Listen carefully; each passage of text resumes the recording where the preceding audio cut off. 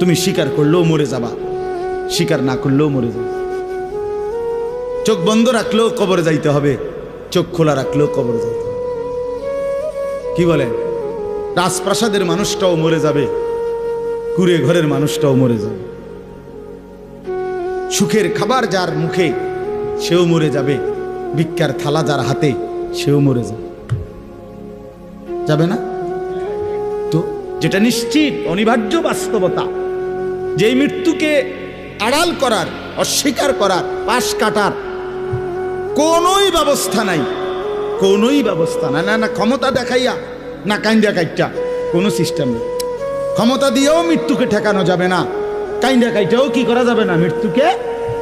যেটা নিশ্চিত সেটাকে ভুলে যাওয়া কেন ভাই? কেন ভুলে যাব আমরা? আল্লাহর নবী সাল্লাল্লাহু আলাইহি ওয়াসাল্লামের যেই হাদিস আমি পড়ছি, এটাই নবীজি বলছেন, আকসিরু যিকরা হাদিমিল লাজ্জাত। আমার উম্মত প্রতিদিন বেশি বেশি ওই জিনিসটাকে স্মরণ করো যেটা তোমার সমস্ত স্বাদ, আহ্লাদ, সমস্ত ব্যস্ততা সবকিছুকে স্তব্ধ করে দিবে। সবকিছু, সেটার নাম মৃত্যু। হাদিসে আছে মৃত্যু সবকিছু বন্ধ করবে। তোমার নাক, তোমার চোখের দৃষ্টি, তোমার কানের শ্রবণ শক্তি, তোমার জবানের উচ্চারণ, তোমার জিহ্বার স্বাদ, তোমার হাতের নড়াচড়া, তোমার ব্যস্ততার এই জিন্দিগি স্তব্ধ করে দিবে। দিবে কিনা বলে? আমি অনেক সময় বলি, আমার প্রায় সময় জানাজা পড়তে গেলে মনে হয়, দেখবেন জানাজার নামাজেও মনে করেন 10:30 বাজে জানাজার টাইম দিছে, 10:30 জানাজা, 10:34 বাজে গেছে, 30-40 বাজে গেছে। কিছু মানুষের এই পরিমাণ অস্থিরতা, এই মিয়া টাইম টেবিল ঠিক রাখো না, কইলা 10:30 জানাজা, 10 মিনিট ওভার হয়ে গেছে, কতক্ষণ খাড় করায় রাখবা? মানে উনি ব্যস্ত, ওনার এই 10 মিনিট সময় নাই। আল্লাহর কসম বন্ধু, এই মানুষটাও এরকম ব্যস্তই ছিল।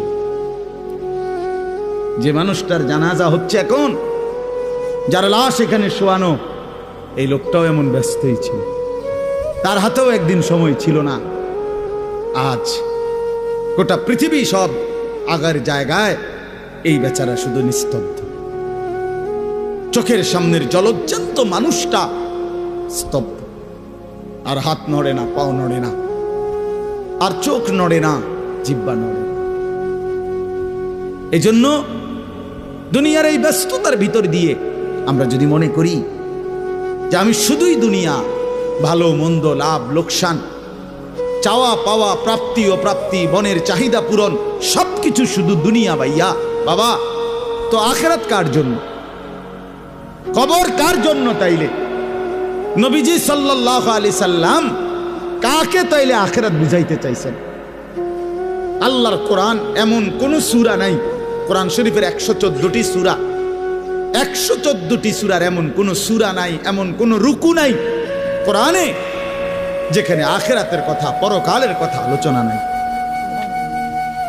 এই পরিমাণ আল্লাহ তাআলা আখিরাত, আখিরাত, পরকাল, পুনরুত্থান, হাসরের মাঠ, এগুলো আল্লাহ তাআলা এতবার বলছেন, অস্বীকার করার, পাশ কাটার কোনো সুযোগ নেই, কোনো সুযোগ নেই। কোরআন শরীফে আছে সূরা মুলকের মধ্যে, জাহান্নামী যখন চিৎকার করবে, জাহান্নামের ফেরেশতারা তখন বলবে, আলাম ইয়াতিকুম নাদির, এই নাফরমান, তোমারে কি কেউ কোনোদিন জাহান্নামের ভয় দেখায় নাই? ক্বালু বালা, সে বলবে হ্যাঁ, কদ জাআনা নাদির, আমার কাছে বহু ভয় প্রদর্শনকারী বান্দা এসেছিল।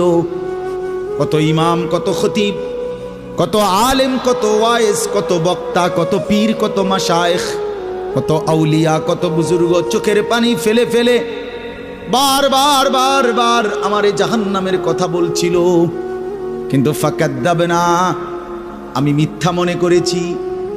ওয়াকুলনা মা নাযালাল্লাহু মিন শাই, আমি আরো বলছি এগুলো আল্লাহ বলে নাই, তোমরা মোল্লারা, মুন্সিরা তোমরা বানায়া বানায়া বলো।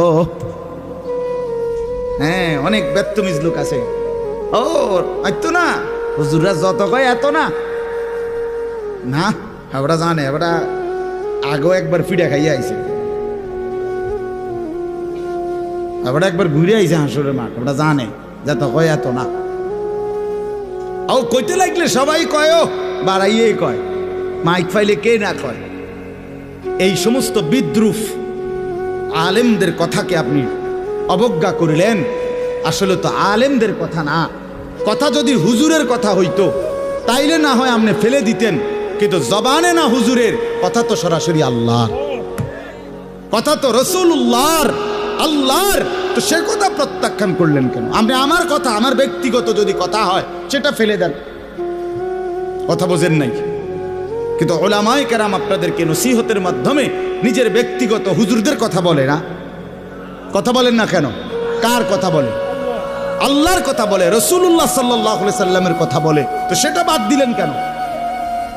সেটা বাদ দিবেন। আমার ব্যক্তিগত কথা তো আপনাদের ধরতে বলি নাই, আমার ব্যক্তিগত কথা বলি, আপনারা দেখি গ্রহণ করেন কিনা বলেন। মনে করেন আমি কুমিল্লা ক্যান্টনমেন্ট থাকি, ময়নামতি সাহেবের বাজার, আমার মাদ্রাসা বাসা ওইখানে। তা আমি কুমিল্লা ক্যান্টনমেন্টে একটা বড় টাওয়ার আছে, গুমতি টাওয়ার। এই গুমতি টাওয়ারের নিচে আন্ডারগ্রাউন্ডে মুদি দোকান এবং তরি তরকারির দোকান। আমি প্রত্যেক দিন ওইখানে তরি তরকারি এবং মুদি যত মাল, এই যে পেঁয়াজ রসুন আদা তেল এগুলো এবং মাছ তরকারি, এগুলো ওই গুমতি টাওয়ার থেকেই সবসময় কিনি। আপনারাও সবাই নিয়ত করেন ইনশাআল্লাহ এখন থেকে সবাই কুমিল্লা ক্যান্টনমেন্ট গুমতি টাওয়ার থেকেই তরকারি এবং চাল ডাল তেল কিনবেন, বলেন ইনশাআল্লাহ। কথা বলেন না তো, তা আপনি কি বলবেন? কি কি হুজুর আপনি পাগল হইলেন? আমি কিনতাম, আমার আমনের ক্যান্টনমেন্ট আমি কিনতাম যাবো, আমাকে দেশে কি মাছ তরকারির অভাব পড়ছে নি? ঠিক কিনা বলেন না কেন? তাহলে এইটা না আমার ব্যক্তিগত কথা, কথাটা আমার বুঝছেননি? এইটারে তো আপনারে মানতে কই নাই আমি তো বলি না আপনারে যে আপনি আমার লগে গিয়ে বাজার করেন। তাহলে আপনি যে বললেন হুজুর এরম কয়, হুজুরের সব কথা ধরলে চলন যাইতো না বর্তমান জমানায়। আপনারা তো আমার একটা কথাও ধরতে বলি নাই, আপনাকে বলছি আল্লাহর কথা না ধরতে। আপনাকে তো বলেছি ভাইয়া রাসূলুল্লাহ সাল্লাল্লাহু আলাইহি ওয়াসাল্লামের কথা ধরতেন। আল্লাহর কথা ফিরায় দেয় কেমনে? নবীর কথা ফিরায় দেয় কেমনে? বলেন বাবা, মেহেরবানি করে এই জন্য বুঝতে শিখেন, বুঝতে শিখেন। তিনটা জিনিস আমাদের মধ্যে লাজেম থাকা চাই। এক হলো তাওহীদ, দুই হলো রিসালাত, তিন হলো আখিরাত। এই তিন জিনিস ভুলে গেলে মুসলমান হয় না। তাওহীদ ভুলে গেলে, অর্থাৎ লা ইলাহা ইল্লাল্লাহ, জীবনের সব ব্যাপারে সব বিষয়ে যা কিছু হচ্ছে আমার জীবনের এই সারা পৃথিবীর কায়নাতের সমস্ত নড়া চড়া প্রত্যেকটা বিন্দু বিসর্গ করছেন শুধুই একজন, তিনি আল্লাহ। তিনি কে? লা ইলাহা ইল্লাল্লাহ, আল্লাহ ছাড়া আর কোনো ইলাহ নাই, দেনেওয়ালা আর কেউ নাই, পালনেওয়ালা আর কেউ নাই। এটা তাওহীদ। আর শাজিমের উপর থেকে সাতবক জমিনের নিচ পর্যন্ত যেটা যেমনে যেভাবে আছে সেটা একজনই পরিচালনা করছেন, তিনি আল্লাহ। এ কথা যত দিলের মধ্যে বসাইতে হবে। দুই নাম্বার রিসালাত। রিসালাত মানে হলো মুহাম্মাদুর রাসূলুল্লাহ সাল্লাল্লাহু আলাইহি সাল্লাম, এই কথা গ্রহণ করা। এই কথা আবার গ্রহণ করার কি? এই কথা গ্রহণ করা হইল মুহাম্মদ আল্লাহর রাসূল, আল্লাহ আমার জন্য উনাকে পাঠাইছেন, অতএব আমার জীবনের হাসি কান্না আনন্দ বেদনা, রাত দিন, ঘর সংসার বাজার ব্যবসা, আয় রোজগার, স্ত্রী পুত্র পরিজন, কদম কদম বিন্দু বিন্দু নিঃশ্বাস নিঃশ্বাস আমি অনুসরণ করব একজনকে, তিনি মুহাম্মাদুর রাসূলুল্লাহ সাল্লাল্লাহু আলাইহি ওয়াসাল্লাম। এটারে বলে রিসালাত। এটাকেই বলে নবী সাল্লাল্লাহু আলাইহি সাল্লামকে চেনা, এটাকেই বলে নবী সাল্লাল্লাহু আলাইহি সাল্লামকে ভালোবাসা, এটাকেই বলে নবী সাল্লাল্লাহু আলাইহি সাল্লামকে অনুসরণ করা। আমার ভাইয়া, আল্লাহর দোয়াই আপনি আপনার জায়গাতেই থাকেন, আপনি আপনার তরিকাতেই থাকেন, আপনি আপনার পীরের কাছেই থাকেন, যে যেখানে আছেন থাকেন, কোনো অসুবিধা নাই। শুধু নিজেরে ধোকা দিয়েন না, ধোকা খাইয়েনও না, কাউরে ধোকা দিয়েনও না। আল্লাহ রসুল বলছে আল মুমিনু লা ইয়াখদাউ ওয়ালা ইউখদাউ। খেয়াল করে শুনেন এই কথাটা। মোমেন, নবীজি বলছে, কোন ইমানদার কাউকে ধোকা দেয় না। খোদার কসম নবী বলছে ইমানদার ধোকা খায়ও না। লা ইয়াখদাউ অর্থ সে ধোকা দেয় না, ওয়ালা ইউখদাউ অর্থ নিজেও ধোকা খায় না। অতএব রাসূলুল্লাহ সাল্লাল্লাহু আলাইহি সাল্লামের সাথে সম্পর্ক, ভালোবাসা, মহব্বতের সবটা 100 অনুসরণের মাধ্যমে, অনুসরণের মাধ্যমে। চেহারায় যার দাড়ি নাই সে রসুলকে ভালোবাসে না, ঘরে যার স্ত্রী বেপর্দা সে রসুলকে ভালোবাসে না, উপার্জনের মধ্যে যার হালাল নাই সে রসুলকে ভালোবাসে না, জীবনে যার সুন্নত তরিকার অনুসরণ নাই সে আল্লাহর রসুলকে কশ্চিন কালেও ভালোবাসে না। ভালোবাসে বললে এটা ভালোবাসার নামে ধোঁকা, মিথ্যাবাদিতা ছাড়া আর কিচ্ছু না। হ্যাঁ, হাসরের ময়দানে মার খাইয়েন না, ধরা খাইয়েন না। কথা বুঝছেন না? এখানে গাছ জোর দেখাইয়া হয়তো আমনে চিৎকার দিয়া, হুঙ্কার দিয়া, এই কইয়া সেই কইয়া, খাইয়া দাইয়া, বিরানিয়ে খিচুড়িয়ে মিল্লা পার হইয়া গেলেন আর কি। কিন্তু কবর, আখেরাত এত সুধা না। আখেরাত হাসরের মাঠ, মামুর বাড়ি না। হাসরের মাঠ নানার বাড়ি না, আমনের চাচার শ্বশুর বাড়ি না। হাসরের মাঠ সেই মাঠ ১৬ লক্ষ আম্বিয়া, আদম থেকে মুহাম্মদ সাল্লাল্লাহু আলাইহি সাল্লাম পর্যন্ত সমস্ত নবী রাসূল যে মাঠের ভয়ে আল্লাহর কাছে দিবানিশি কাঁদছেন, সেই মাঠের নাম হাসরের মাঠ।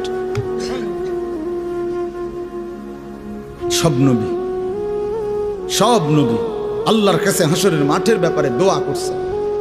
আমাদের নবী সাল্লাল্লাহু আলাইহি সাল্লাম পর্যন্ত যার কোনো গুনাহ নাই, যিনি নিষ্পাপ, সেই নবীজি পর্যন্ত 5 ওয়াক্ত নামাজের পরে সব আলেমদেরকে জিজ্ঞাসা করেন, নবীজি নিয়মিত 5 ওয়াক্ত নামাজের পরে দোয়া করতেন, আল্লাহুম্মা হাসিবনি হিসাবান ইয়াসীরা।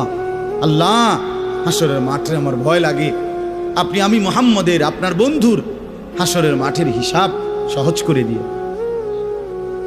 নিজের ব্যাপারে বলছে। এই জন্য বাপ রাগ হইয়েন না।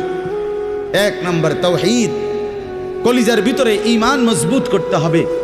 2 নম্বরে রিসালাত, জিন্দেগীর মধ্যে রাসূলুল্লাহ সাল্লাল্লাহু আলাইহি সাল্লামের অনুসরণ নিশ্চিত করতে হবে। কেন মেসওয়াক করেন না? আপনি জানেন নবীজি মেসওয়াক করতেন, এই জন্য করেন না। কেন দস্তরখান বিছায়া খানা খান না? আপনি জানেন, শুনছেন যে নবীজি সাল্লাল্লাহু আলাইহি সাল্লাম দস্তরখান বিছায়া সমান জায়গায় খানা খাইতেন, এই জন্য আপনি ইচ্ছা করে এটা বিছান না। কারণ আপনার কলিজার ভিতরে সিদ্ধান্ত, আমি মুহাম্মদুর রাসূলুল্লাহ সাল্লাল্লাহু আলাইহি সাল্লামের বিরোধিতা করি। কেন আপনি দাড়ি কাটেন? কারণ আপনি শুনছেন নবীজি দাড়ি লম্বা করতে বলছে, এই জন্য আপনি এটা বুঝাইলেন। রাসূলুল্লাহ সাল্লাল্লাহু আলাইহি সাল্লাম আপনি কইছেন, আচ্ছা আমরে দেখাম, আপনি জানেন। হ্যাঁ, আপনার বাম পাও দিয়া ঢুকতে বাথরুমে, টয়লেটে মনে থাকে না। কেন মনে থাকে না? আপনি জানেন না এটা নবীজি বলছে। কথা বলেন না, নাকি ওই কাউমি মাদ্রাসার হুজুররা কইছে? কথা বলেন না। মেসওয়াক এটা রাসূলুল্লাহ সাল্লাল্লাহু আলাইহি সাল্লামের সুন্নত না কওমি আলেমদের সুন্নত? কথা বলেন না আপনারা। তো এটা করেন না কেন? কারে ওহাবি বলেন? কারে গালি দেন? কেন গালি দেন? কি বুঝে গালি দিলেন? কেন বললেন? বলেন, কি অপরাধের কারণে আমি রাসূলের দুশমন হব? কেন? আমি মিসওয়াক করি এই অপরাধের কারণে না? কথা বলেন না কেন? আমি দাড়ি রাখছি দেখে এই অপরাধের কারণে? কোন আমার স্ত্রী পর্দানশীল, আমার মেয়ে পর্দা করে, আমার ঘরে টেলিভিশন নাই, আমার রোজগারের মধ্যে আমি হারাম করার চেষ্টা করি না, তো সব ক্ষেত্রে রাসূলুল্লাহ সাল্লাল্লাহু আলাইহি সাল্লামের সুন্নাতের উপরে চলার চেষ্টা করলাম, তা আমি রাসূলের দুশমন কেন হলাম? আমি বুঝাইলাম, আমি বলতে মানে আপনি যে কোনো একজন আলেমে দ্বীনকে আপনি কেন নবীর দুশমন বলবেন? এত বড় জুলুম কেন করেন? এত বড় কেন জুলুম করেন বাবা? চা দোকানে বসে একজন আলেমের বদনাম করলেন, আপনি আন্দাজ করলেন একজন আলেমের ইলমের কদর কত? আমরা কিতাবে স্পষ্ট পড়ছি সারা পৃথিবীর ইমানদারের সমস্ত বন্দিগি আর আল্লাহর রাস্তায় জিহাদ, এই দুইটার পার্থক্য কদ্দুর। সারা পৃথিবীর ইমানদারের সমস্ত ইবাদাত একটি সমুদ্রের মধ্যে যদি কেউ আঙ্গুল দেয়, আঙ্গুল চুবায়, তো আঙ্গুলের অগ্রভাগে পানি লাগবে যে দূর, এতে করে সমুদ্রের ঢেউ তো বন্ধ হয়ে যাবে, ঠিক না? নৌকা চলা বন্ধ হয়ে যাবে না? সমুদ্র টের পাবে কিছু? কিতাবে স্পষ্ট আছে একজন ইমানদারের সমস্ত মুমিনের সব ইবাদত একত্র করিলে এইটার মর্যাদা হলো আঙ্গুলের অগ্রভাগের পানি। আর আল্লাহর রাস্তার জিহাদ ফি সাবিলিল্লাহ, জীবন দেওয়া, জিহাদ করা, এটা সমুদ্রের বাকি পানি। এরপরে লিখছে যে সমস্ত ইবাদত এবং আল্লাহর রাস্তার যুদ্ধ, এইটাও এবার একসাথ করেন। এই সবটা এবার ইবাদাত এমনকি জিহাদ সবটা একত্র করিলে আঙ্গুলের অগ্রভাগের পানি, খোদার কসম, আল্লাহর কসম, এলেম, কোরআন সুন্নাহর এলেম, এইটা সমুদ্রের বাকি পানি। বিশ্বাস করে এবার বলেন এক আলেমে দ্বীনের কদর করে আপনি কারে টিটকারি করলেন? কারে? ওটা আপনার মসজিদের ইমাম ৬,০০০ টাকা বেতন দেখে আপনার চোখে লাগছে না? বেটার বেতন কম, হ্যাঁ বেটার বেতন কম তো আপনি না কম দিছেন, উনি নি কম নির্ধারণ করছেন, আপনি না তারা মূল্যায়ন করেন না। কথা বলেন না কেন? আমাদের সমস্ত একটা স্পষ্ট কথা খেয়াল করেন, যদি এক সমস্ত মুসলমানের টার্গেট হইতো যে আমি প্রত্যেক বিষয়ে আল্লাহর কোরআন রসুলের সুন্নাত মোতাবেক চলবো, তাইলে এই পৃথিবীতে মসজিদের ইমামের চাইতে ব্যস্ত জিন্দিগি আর কেউ পালন করার কথা ছিল না। কেন?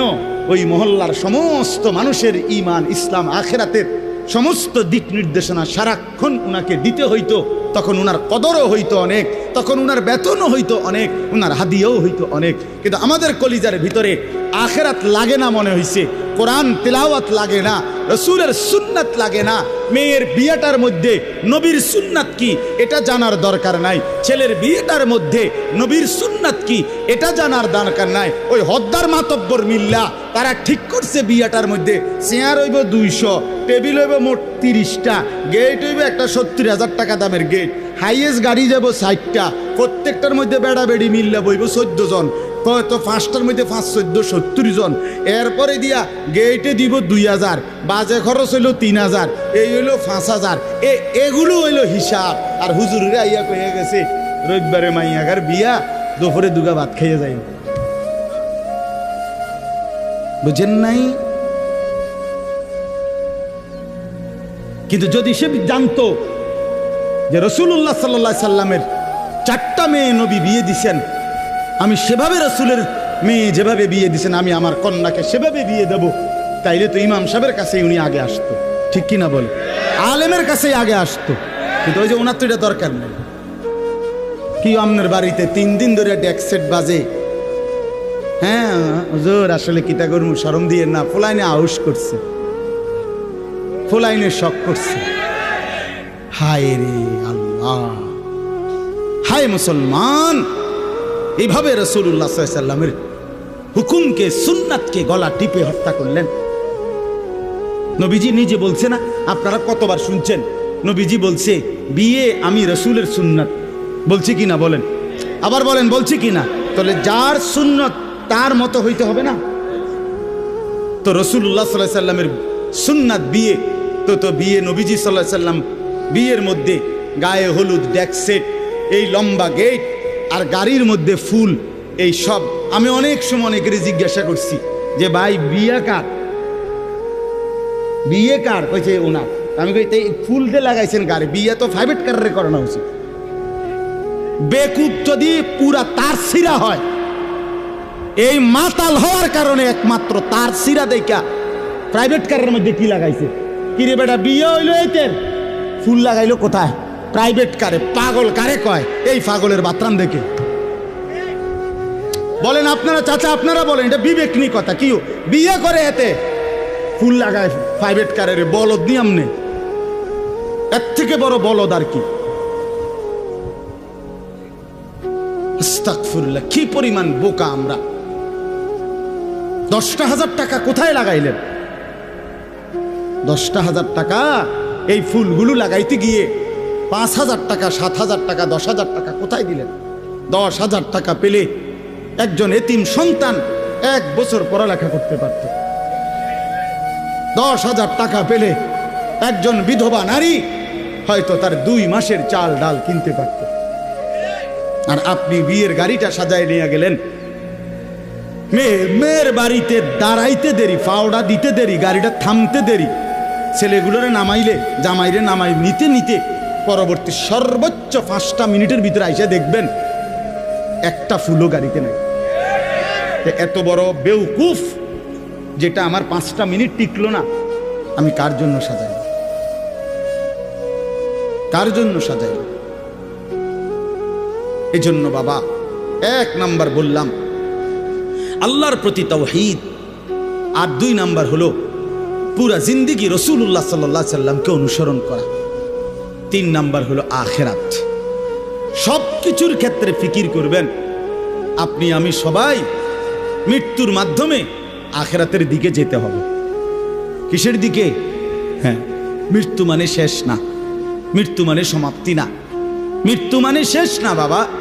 মৃত্যু মানে আখিরাত, পরকালের জিন্দেগি, পরবর্তী অধ্যায়, নতুন অধ্যায়ের শুরু, নতুন অধ্যায়ের শুরু।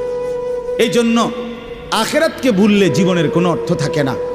আখিরাতকে ভুললে মানুষ আর মানুষ থাকে না। বিশ্বাস করেন, পরকালের অনুভূতি যার নাই, কবরের অনুভূতি যার নাই, হাসরের ময়দানের বিবেক যার নাই, আল্লাহর কসম ওই ব্যক্তির জীবনের কোনো নিয়ন্ত্রণ নাই।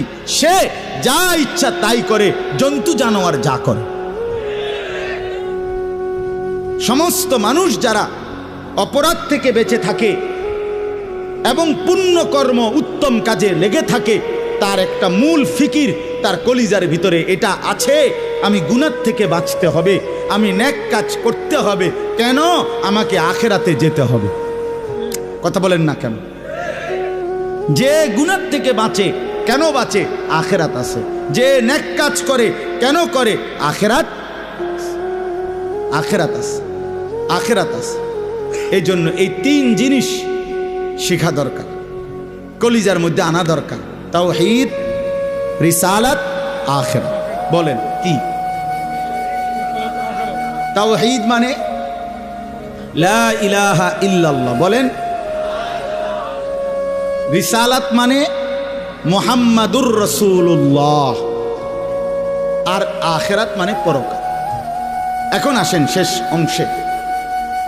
আখিরাতের এই পুরা আখিরাতের পরকালের জিন্দেগিটার উদ্বোধন, শুরু মৃত্যু। মৃত্যুর মাধ্যমেই শুরু হয়। এই আমি শুধু যে আয়াতটুকু পড়ছি আপনাদেরকে শুধু তর্জমা শুনাই। আল্লাহ তাআলা বলেন, দুনিয়ার জীবনে, এই অল্প একটু, আর দুনিয়ার জীবনে যেই মানুষটা আল্লাহর নাফরমানি, অবাধ্যতা, রাসূলের বিরোধিতা, কোরআন সুন্নাহর বিরোধিতা, আল্লাহর হুকুমের বিরোধিতা করে কাফের, মুশরিক, বেঈমান, নাফরমান, পাপী হয়ে জিন্দেগিটা কাটাইছে, আল্লাহ তাআলা বলেন তার আখিরাত যে কঠিন হবে এটার প্রথম প্রমাণ হলো তার মৃত্যুর মুখে গিয়া আজরাইল মালাকুল মউত যখন আসবে, আল্লাহর কসম আল্লাহ বলেন তার মৃত্যুর যন্ত্রণাটা হবে অত্যন্ত ভয়ানক। এটা দিয়েই শুরু হবে। সে মালাকুল মউত আজরাইলকে দেখেই আর তার রুহু কবচ দেখেই সে বুঝে ফেলবে তার পরবর্তী স্টেজ বড় বিপজ্জনক, তার সামনের জিন্দেগি বড় বিপজ্জনক। আল্লাহ তাআলা বলেন সমস্ত নাফরমান ব্যক্তির জান কবজের মুহূর্তটা খুব বেশি যন্ত্রণাদায়ক, খুব বেশি যন্ত্রণাদায়ক, খুব বেশি। এই যন্ত্রণার সিস্টেম হইল, নবীজি বলছেন প্রত্যেক নাফরমান পাপী, হাদিসের মধ্যে আছে নেককার ব্যক্তি, ফেরেশতা আজরাইল অত্যন্ত সুন্দর আকৃতিতে নেককার ব্যক্তির কাছে আইসা তার রুহু কবজের সময় বলবে, হে পবিত্র আত্মা, আল্লাহর সন্তুষ্টি নিয়ে তুমি বের হয়ে আসো। আল্লাহ রাসূল সাল্লাল্লাহু আলাইহি সাল্লাম বলেন, কোন পাত্র থেকে পানি যেভাবে ঢেলে দেয় এইটা যেরকম আরামসে পড়ে যায়, বের হয়, আল্লাহর কসম নবীজি বলেন নেককার ব্যক্তির রূহটা মালাকুল মউত আজরাইলের হাতে এরকম আরামসে চলে আসে। আর আল্লাহর নবী সাল্লাল্লাহু আলাইহি সাল্লাম বলেন কোন নাফরমান পাপী এক নম্বরে তার মৃত্যুর সময় প্রথম হল ফেরেশতা মালাকুল মউত আজরাইল অত্যন্ত নিকৃষ্ট বিভৎস কুৎসিত চেহারা নিয়ে তার সামনে দাঁড়াবে। আমার কাছে আরবি কিতাব আছে, ইমাম কুরতুবির কিতাব আত-তাযকিরা, এই কিতাবের মধ্যে আছে ইব্রাহিম আলাইহিস সালাম একবার আজরাইলকে বলছিল, আজরাইল কোন নাফরমান পাপী ব্যক্তির যে সময় জান কবজ করো তখন তুমি যেই চেহারা নিয়ে তার সামনে দাঁড়াও ওইটা আমার একটু দেখাও। কিতাবে আছে আজরাইল বলছে ইব্রাহিম আলাইহিস সালামকে যে আল্লাহর কসম আপনি সহ্য করতে পারতেন না। ইব্রাহিম আলাইহিস সালাম বলেন না তুমি আমারে দেখাও, আমি দেখুমই। তো আজরাইল ওই আকৃতিটা ধারণ করছে। কোন পাপীর রুহু কবজের সময় উনি যেই চেহারা ধরে অত্যন্ত নিকৃষ্ট কুৎসিত চেহারা। তো কিতাবে স্পষ্ট আছে, ইমাম কুরতুবী বলেন ইব্রাহিম আলাইহিস সালাম চিৎকার দিয়া বেহুশ হয়ে গেছে। লম্বা সময় পরে হুঁশ আসার পরে উনি চোখের পানি ফেলে আল্লাহকে বলছে, আল্লাহ তোমার কোন নাফরমান বান্দা পরবর্তীতে কবরের আযাব, হাসরের আযাব, জাহান্নামের আযাব আর কিছুই লাগবে না, শুধু কেবল আজরাইলের এই বিভৎস চেহারার যদি একবার দেখে তার ৬০ বছরের নাফরমানির শাস্তির জন্য এটাই যথেষ্ট, এটাই যথেষ্ট। আল্লাহর নবী সাল্লাল্লাহু আলাইহি সাল্লাম বলছেন, কোরআনে আল্লাহ বলছেন এই মালাকুল মউত আজরাইল যখন কোন পাপী নাফরমানের জান কবজ করতে আসবে তে প্রথম এই কলিজাটার ভেতর থেকে যে রূহ আছে, এই কলজার ভিতরে কলবের ভিতরে যে রূহ, এই রূহটা ধরে টান মারবে যখন, একটা টানে কলিজাটা ছিঁড়া, রূহটা ছিঁড়া এই কণ্ঠনালী পর্যন্ত চলে আসবে। কাল্লা ইযা বালাগাতিত তারাকিয়া, কাল্লা ইযা বালাগাতিত তারাকিয়া। আর কিছুই না বান্দা, শোনো, যখন নাফরমান তোমার জান কবজের সময় রূহটা চলে আসবে কণ্ঠনালীতে, এবার রূহটা বের হতে চাইবে না, বের হতে চাইবে না, নাফরমান ছটফট করবে। আর ফেরেশতা আজরাইল, ফেরেশতা ছিঁড়া বিরা কোন জিনিসকে, কোন ধারালো লোহা, শিক, এটা যদি আগুনের মধ্যে, আপনার আগুনে পোড়ানো জিনিসের মধ্যে টান দেয় তাইলে যেরকম ছিঁড়া ভিড়া আসে, আল্লাহর কসম আল্লাহ রাসূল বলছে আজরাইল যখন রুহু ধরে আবার টান মারবে তো সমস্ত দর শরীর ছিন্ন ভিন্ন করে এই রুহু বের করে আনবে। ওয়াকিলা মান রাক, আল্লাহ বলে আশপাশের মানুষগুলো তখন বলবে ওই লোকের ছটফটানি দেখা, হায় তাকে বাঁচাবার জন্য কোনো ওজা ডাকো, বৈদ্য ডাকো, ডাক্তার ডাকো, কবিরাজ ডাকো, কে আছো তাকে চিকিৎসা করবে, ডাকো না, আনো না, কত ভীষণ ছটফট করছে। আল্লাহ বলেন যান্না আন্নাহুল ফিরাক, কিন্তু ওই নাফরমান বুঝে ফেলবে আজ আর তাকে কেউ ফিরাইতে পারবে না, তাকে দুনিয়া থেকে বিচ্ছিন্ন হতেই হবে, তাকে চলে যেতেই হবে। বন্ধু আমার, বাপ আমার, একটা জরুরি কথা আপনারা বয়স্ক লোকেদেরকে বলি। রাসূলুল্লাহ সাল্লাল্লাহু আলাইহি সাল্লাম বলেছেন, আমার এই কথাটা খেয়াল করেন, নবীজি বলছেন ইন্নাল্লাহা ইয়াকবালু তাওবাতাল আবদ মা লাম ইউগারগির। বান্দা যখন আজরাইলকে দেখে তখন তার রুহে, তার শরীরের মধ্যে আরে গড়গড়া শুরু হয়, মৃত্যুর গড়গড়া শুরু হয়। আল্লাহ রাসূল বলছেন তখন আর আল্লাহ তাআলা কারো কোনো তওবা কবুল করে, তওবা কবুল করে। ওয়ালাইসাতিত তাওবাতু লিল্লাযিনা ইয়ামালুনা আস-সাইয়্যাত হাত্তা ইযা জাআ আহাদাহুমুল মাউত ক্বালা ইন্নী তুবতুল আন। আল্লাহ বলেন যে মৃত্যু পর্যন্ত নাফরমানি করে গেছে, যখন মৃত্যুর মুখে আজরাইল আসছে এখন বলতেছে আল্লাহ আমি তওবা করলাম। আল্লাহ বলেন ওয়ালাইসাতিত তাওবা, এমন তওবা আমি আল্লাহ গ্রহণ করব না। আমরা অনেক সময় 90 বছরের বুড়া, 70 বছরের বুড়া মিয়া একদম লম্বা হইয়া সোজা হইয়া গেছে, এবার দম টাইনতে আছে লম্বা কইরা, এই সময়ে গিয়া 200 টাকা হাদিয়া দিয়া হুজুর আনছে, হুজুর তোবাটা ফরাইয়া দেন, আব্বারে ব্যস্তটা বুঝ করে দেন, ধরেন এই 200 টাকা। কি তওবা করাবে হুজুর? হুজুর এখন ওনার কোনো এহসাস অনুভূতি আছে? কথা বলেন না কেন? উনি জানে কিছু কি বলতেছে, কি তওবা করাইলেন? কিসের তওবা? কিসের তওবা এটা? কিসের তওবা? গুনাহ করলেন আপনি, আপনার ফরামু বুঝি আমি? হ্যাঁ, আপনার গুনাহ আপনি না জানেন। এই জন্য আল্লাহ কোরআনে বলছেন, ওয়াল্লাযীনা ইযা ফাআলু ফাহিশাতান আও যালামু আনফুসাহুম যাকারুল্লাহ। আল্লাহ বলে, বান্দা শোনো, জীবনভর যদি গুনাহ করো, নাফরমানি করো, জুলুম করো, নাফরমানি করো, কিন্তু আমার যেই বান্দা গুনাহ করবে অথবা নাফরমানি, অশ্লীলতা, বেহায়াপনা করে, আল্লাহ বলেন যদি সাথে সাথে আমি আল্লাহকে মনে করে, অতঃপর ফাস্তাগফারু লিযুনুবিহিম, আমি আল্লাহর কাছে নিজের গুনাহের জন্য মাফ চায়, ওয়া মান ইয়াগফিরুয যুনুবা ইল্লাল্লাহ, বুঝে শুনে দিল থেকে বলে আল্লাহ আপনি মাফ না করলে মাফ করবে কে? ওয়ালাম ইউসিররু আলা মা ফাআলু ওয়া হুম ইয়ালামুন, আর আল্লাহকে বলে আল্লাহ এই গুনাহ আমি ছেড়ে দিলাম, ওয়া হুম ইয়ালামুন, জেনে বুঝে এমন নাফরমানি আর করব না, মাফ করে দেন। খোদার কসম আল্লাহ বলেন, বুঝে শুনে আমার বান্দা যদি গুনাহ ছেড়ে দিয়ে আর করবে না ওয়াদা দিয়ে, আমি আল্লাহর কাছে চোখের পানি ফেলে মাফ চাই, এবার গুনাহ যদি আসমান পরিমাণও হয়, আমি আল্লাহ ওয়াদা করলাম বিনিময়ে পুরা মাগফিরাত দিয়ে দেব। উলাইকা জাযাউহুম মাগফিরাতুম মির রাব্বিহিম, পুরা মাফ।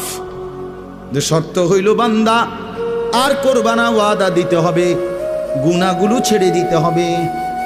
আমনের কলজার ভিতরে হইল আমনে কোনো সুদের টিয়া ছাড়তেন না, আমনে কোনো বিড়িখানা ছাড়তেন না, আমনে কোনো সাদওয়ানের টেলিভিশন সাউন্ড বন্ধ করতেন না, আমনে হুজুরের লগে যে ডোলেন আস্তাগফিরুল্লাহ রাব্বি, আমনে কীর্তন লরেন, আমনের পকেটে দে বিড়ি, আমনের লেগে দে সাদওয়ানে টেলিভিশন লইয়া বইয়া রয়েছে দোকানদার, আমনে লরেন কীর্তন, কি এর তওবা করেন কার কাছে? আল্লাহ বুঝে না? কথা বলে না? হ্যাঁ, আল্লাহ জানে না? এটারই নি কয় তওবা। টেলিভিশনের দিকে চাইয়া চাইয়া কর তোবা তোবা তোবা তোবা। আহারে কিতা রে বাবা রে, দেশটার মধ্যে কি শুরু হইল?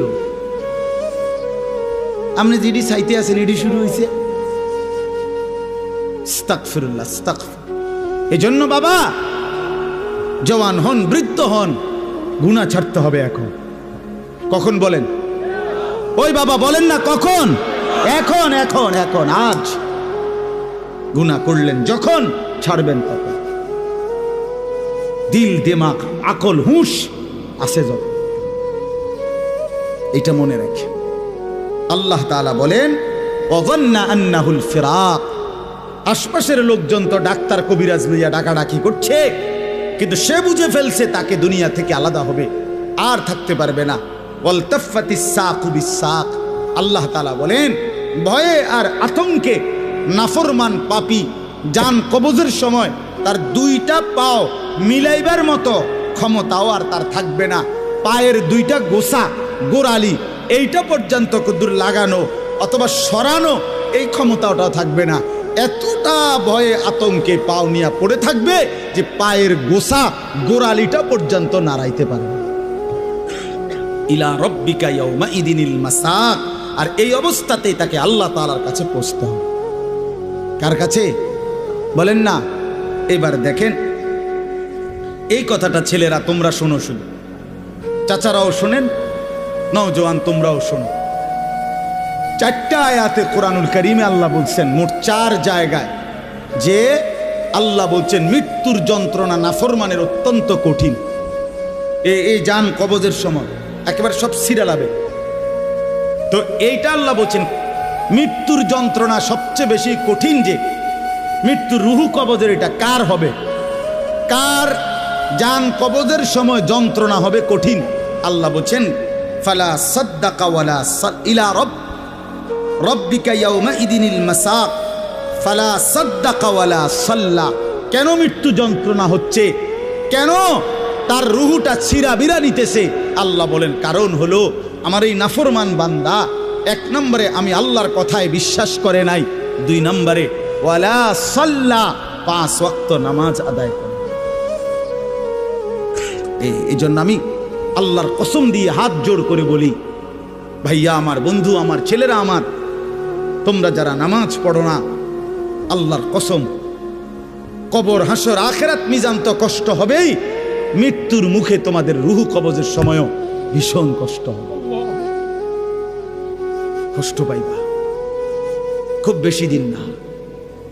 ফালা সাদ্দাকা ওয়ালা সাল্লা ওয়ালাকিন কাযাবা ওয়া তাওয়াল্লা। আল্লাহ বলেন বরং সে আমার কথা মিথ্যা মনে করেছে, আর আমি আল্লাহর হুকুম থেকে মুখ ফিরাই নিছি। আমি ডাকি এদিকে, সে যায় ওইদিকে। আজান হয় মসজিদে, নাফরমান যায় বাজারে। মসজিদে জামাত চলে, নাফরমান চা দোকানে বসে বসে গপ মারে। হ্যাঁ, ওয়ালাকিন কাযাবা ওয়া তাওয়াল্লা। এরপরে আরো সাংঘাতিক কথা বলছে আল্লাহ, সুম্মা যাহাবা ইলা আহলিহি ইয়াতামাত্তা। আল্লাহ বলেন আমারে তো বিশ্বাস করে নাই, নামাজ পড়ে নাই, আমি আল্লাহর হুকুম থেকে মুখ ফিরায় নিছে, অথচ বউ বাচ্চা সংসারের মধ্যে গর্ব আর অহংকারের মধ্যে চলাফেরা করছে। অর্থাৎ এই যে নামাজ পড়ে নাই, হালাল খায় নাই, এইটা নিয়ে একটু লজ্জিত বিব্রত অনুভূতিটুকুও নাই, বরং বউ বাচ্চার মাঝে ফুর্তি করছে। বাবা বাবা, বুঝেন নাই? টাকা আনছে সুদের, কিন্তু কথাবার্তার স্টাইলে বোঝা যায় এটা যে গুনাহ, পাপ, ওনার বিবেকের মধ্যে ওইটা নেই। রোজগারটা যে হারাম, টাকাটা যে ওজনে কম দেওয়া টাকা, টাকাটা যে কিস্তির টাকা, টাকাটা যে সুদের টাকা, টাকাটা যে অবৈধ রোজগার, এটা যে অন্যায়, এইটাও তার বিবেকে নাই। বউ বাচ্চা নিয়ে এভাবে ফুর্তি আনন্দে আসে, মনে হয় যেন পাপগুলোকে তার আর পাপই মনে হয় না, অপরাধগুলোকে আর অপরাধী মনে হয় না। এইবার আল্লাহ শেষ বললাম, আল্লাহ বলে এমন নাফরমান বন্দার জন্য আউলা আলাকা ফাআউলা, হে বান্দা তোমার জন্য দুর্ভোগ, তোমার জন্য দুর্ভোগ, সুম্মা আউলা আলাকা ফাআউলা। আবারও বলছি, আল্লাহ বলে তোমার জন্য দুর্ভোগ, তোমার জন্য দুর্ভোগ, 4 বার বলছেন, 4 বার। তোমার জন্য লাঞ্ছনা, তোমার জন্য লাঞ্ছনা, তোমার জন্য লাঞ্ছনা, তোমার জন্য লাঞ্ছনা। কয়বার? তোমার জন্য কষ্ট, কষ্ট, কষ্ট, কষ্ট, তোমার জন্য দুর্ভোগ, দুর্ভোগ, দুর্ভোগ, দুর্ভোগ। এই 4 বার বললেন কেন? তাফসীরের মধ্যে লিখছে, একবার জান কবজের সময় দুর্ভোগ, 2 নম্বরে কবরে দুর্ভোগ, 3 নম্বরে হাসরের ময়দানে দুর্ভোগ, 4 নম্বরে জাহান্নামে দুর্ভোগ। কয়টা হইল? জান কবজের সময় কষ্ট পাইবা, কবরে কষ্ট পাইবা, হাসরের ময়দানে কষ্ট পাইবা, জাহান্নামে কষ্ট। কয়খানে? আয়াহসাবুল ইনসানু আন ইউতরাকা সুদান। আল্লাহ বলছে মানুষ তুমি কি ভেবেছো আমি তোমারে এমনি এমনি ছেড়ে দেব? হ্যাঁ, কি ভাবছো বান্দা? কবরের প্রথম মিনিট, প্রথম সেকেন্ডে যখন প্রশ্নের জবাব দিতে পারবা না, আল্লাহ তখনই বলে ফেলবে বান্দা, ফেরেশতারা আমার নাফরমান বান্দার জন্য জাহান্নামের বিছানা বিছিয়ে দাও, জাহান্নামের পোশাক পরিয়ে দাও। ফাআফরিশুহু মিনান নার ওয়ালবাসুহু মিনান নার ওয়াফতাহু লাহু বাবান ইলান নার। জাহান্নাম বরাবর দরজা খুলে দাও। আল্লাহর নবী বলেন, ফেরেশতারা যখন নাফরমানকে জাহান্নামের মধ্যে রেখে চলে যাবে, আরে কবরের মধ্যে রেখে চলে যাবে, কবরের ডান পাশের মাটি একটা চাপ দিবে, বাম দিকে চলে যাবে, বাম দিকের মাটি ডান দিকে চলে আসবে। আল্লাহর নবী বলেন, হাত্তা তাখতালিফা আদলাউহু, ডান পাশের হাড্ডি পাজর ভাঙ্গা চুরচুর হয়ে বাম দিকে চলে যাবে, বাম পাশের হাড্ডি পাজর ভাঙ্গা বন্ধু ডান দিকে চলে আসবে। প্রথম মিনিটেই হাড্ডির শরীর চুরচুর হয়ে যাবে। আল্লাহ ছাড়বে না, আমারেও না আপনারেও না, বিশ্বাস। দুনিয়া আল্লাহ তাআলা তো শাস্তির জায়গা না। আল্লাহটা বলছে তো আমি এটা শাস্তির জায়গা না, এটা পরীক্ষার জায়গা। কথা বোঝেন নাই? দুনিয়া কিসের জায়গা? এই জন্য ছাড় দেই না। আমি যদি ডেইলির ফিডে ফিরতাম তো তুমি তো মাথা টিকতা না। আজকে যারা নামাজ পড়ে নাই, এখন যারা এশার নামাজ পড়ে নাই, মনে করেন এখন গিয়ে ঘুমাবে, তো ফেরেশতা যদি একটা লাথি মারে, আইয়া একটা কিচ্ছা লাথি মারে যে গাদ্দার ওঠ, তো একটা লাথির লোকে তো 7টা মহাদেশ পার হইয়া যাবে। যদি একটা টানা চটকনা দেয় ঘাটটা বাড়াইয়া, কি হবে তখন? এই জন্য আল্লাহ কোরআনে বলছে, আমি যদি বান্দা নগদ শাস্তি দেই তাহলে তো ঘাড় সোজা কইরা একজনও চলতে পারবে না। আমি তো জমিনটাকে, পৃথিবীতে আমি আল্লাহ শাস্তির জন্য না, এটা বিচারের জায়গা না, এটা আমলের জায়গা, বিচারের জায়গা আলাদা। মালিকি ইয়াউমিদ্দিন। চলেন, রাত গভীরে, অনেক রাত হইছে, আমরা আপনাদের কাছে বলার চেষ্টা করলাম, নিজেরা ধাক্কাধাক্কি না করেন, বুঝতে শিখেন। এ হুজুররা কয় তো ভালোই, আসলে কথাটি ভালো বলছে, আমরা লাগিয়াই কইছে, কিন্তু পারি না। হ্যাঁ, পারি তো না। বাবারা, চাচারা, এই সমস্ত ফাজিলি কথা বলিয়েন না, এই সমস্ত মস্কারি কথা বললেন না যে পারি না। পারবেন না কেন? আপনি পারবেন না কেন? পারবেন না। আপনি এই 60 বছরে কি কম কিছু পারছেন? আপনি 60 বছরে হুদা চিড়া খাইছেন? পারবেন না কেন? অবশ্যই পারবেন। আপনি নিয়ত করেন, আমার ছেলেকে নামাজ পড়াবো, মেয়েকে নামাজ পড়াবো, নাতি নাতনিকে নামাজ পড়াবো, আল্লাহর কোরআন শিখাবো, স্ত্রী সন্তানকে পর্দা পুশিদা করাবো। আপনি ফয়সালা নিয়ে ফিকির করেন, না বুঝলে ওলামায়ে কেরাম থেকে জিজ্ঞেস করেন যে হুজুর আমি কেমনে কি বলতাম, কেমনে কি করতাম। আপনি শিখেন, আপনি বুঝেন, মৃত্যু পর্যন্ত বলা চালু রাখেন। তাইলে হবে কি, যদি আপনার কথায় তারা ফিরেও না আসে, আপনার লাগাতার বলা, চোখের পানি ফেলা, আপনার অব্যাহত চেষ্টার কারণে হতে পারে আল্লাহ আপনারে মাফ করে দেবে। কিন্তু আপনি যে মাতেনও না, লড়েনও না, আপনি বইয়া বইয়া তারার লগে ভাত খান, আপনি আপেল খান, মালটা খান, গপ মারেন, খুশি, অথচ তারা নামাজ পড়ে না। এইটা কি ধরনের জিন্দেগি? আল্লাহ আমাদেরকে বুঝার তৌফিক দান করেন। যেই ছেলেরা আলহামদুলিল্লাহ আজকের এই মাহফিলের ইন্তজাম করেছো, ভাই তোমাদের কাছে আমার অনুরোধ, ভাইয়া নামাজ পড়ো। যুবক, আমার অনুরোধ এটা, নামাজ না পড়লে কোনো লাভ হবে না। যারা মাহফিল সাজিয়েছ, এবার জিন্দেগি সাজাও, নিজেকেও সাজাও। এত সুন্দর মাহফিল যাদের হাতে হয়েছে, তুমি কেন নষ্ট হইবা? তুমি বরবাদ হইবা কেন? তুমি মানুষকে ডাকলা আল্লাহর দিকে, নিজে দিলা না সেজদা, তো কি লাভ হলো ভাইয়া? কি লাভ হলো? এটা কেমন ইনসাফ হলো ভাই? এজন্য দয়া করে বাপ, প্রত্যেকটা যুবক ইনশাআল্লাহ আল্লাহর জন্য, দ্বীনের জন্য নিজেকে সুন্দর করে ইবাদত আমল না করলে হবে না। আগামী দিনে ইসলামের জন্য আরো কোরবানি লাগবে। অবশ্যই দেখেন, সারা পৃথিবীতে ইসলাম আর কুফরের যুদ্ধই শুরু চলছে। ইসরায়েল এবং ফিলিস্তিনের যুদ্ধ তেল নিয়া। কথা বলেন না কেন? তেল নিয়া, টাকা নিয়া, দিন নিয়া। ইসরায়েলের সাথে লেবাননের যুদ্ধ ঈমান আর কুফরের যুদ্ধ। কথা বলেন, সারা পৃথিবীর এই গোলযোগ বাড়তেছে। ঈমান আর কুফরের যুদ্ধ, ইসলাম আর বেঈমানের যুদ্ধ। অতএব এই যুদ্ধে যদি তুমি টিকতে হয় তো অবশ্যই তোমাকে সেজদাওয়ালা হইতে হবে। যে কপালে সেজদা নাই, তুই পারতা না। আমি সব সময় বলি ভাই, 2টা স্লোগান মারন আর আল্লাহর জন্য জীবন দেওয়া এক কথা না। এই জন্য নামাজ পড়ো, মোবাইলের নেশা ছাড়ো ভাইয়া, মোবাইলের নেশা কমাও, ব্যক্তিগত প্রয়োজনের মধ্যেই রাখো।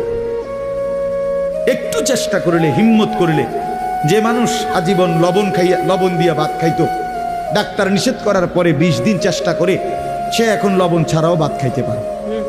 যে মানুষ আজীবন চিনি দিয়ে চা খাইতো, ডাক্তার নিষেধ করার পরে এখন 20 দিন চেষ্টা করার পরে এখন সে চিনি ছাড়াও চা খাইতে পারে। যে মানুষ সব সময় মিষ্টি খাইতে পছন্দ করত, এখন ডাক্তার ডায়াবেটিস বলার কারণে মিষ্টি খাওয়া ছেড়ে দিতে বলাতে সে এখন পরবর্তী 10 বছর 15 বছর মিষ্টি ছাড়াও জিন্দিগি চালাইতে পারে। যে মানুষ বহুদিন বিড়ি সিগারেট খাইতো, কোনো আলেমে দ্বীনের কথা শুই না, হয়তো ছেড়ে দিছে, কিছুদিন কষ্ট হয়েছে, 20 দিন 50 দিন 1 মাস, কিন্তু এরপরে ঠিকই তার কাছে এটা সহজ হয়ে গেছে। তো ঠিক তেমনি ভাবে ইনশাআল্লাহ হিম্মত করিলে তুমিও গুনাহ থেকে বাইচা পাক্কা নামাজি হওয়ার যদি হিম্মত করো তো তুমিও পারবা, ইনশাআল্লাহ